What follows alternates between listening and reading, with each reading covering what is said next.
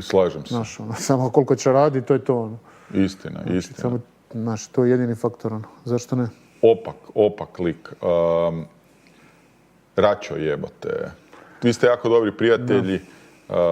Mislim, praktički ste počeli zajedno. Nastupili ste. Ja nikad neću zaboraviti kad si ti debitirao. Gledao uživo gledao sam i Račićev debiju uživo. Praktički sam na svakom vašim od tih prvih mečeva bio po Noći gladijatora i slično. I onda ste nekako imali čak i slične karijere. On je otišao van, ti si otišao van. Da, u Rusiji ste bili prije, tukli se, ti se tukao teški mečevi.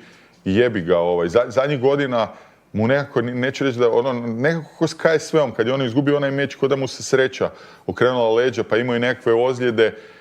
Sad se vratio Oktogon, potpisao za FNC, mislim, sjajna odluka. Kako si vidio ovaj meč i šta ti bilo?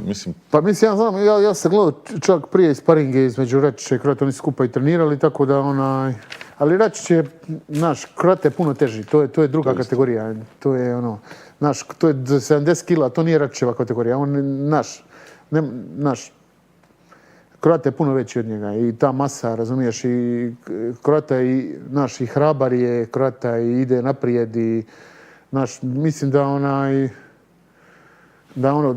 je teško to Račo mogao išta više napraviti. Ali prvu rundu vidio si, Račo je bio bolji od njega. Je, prvu rundu Račo dobio. Prvu rundu je po meni Račo dobio, Gledaj, ja sam iskren, ja ću ti iskren. Ja vjerujem da će do 66 Račo puno bolje stvari napraviti,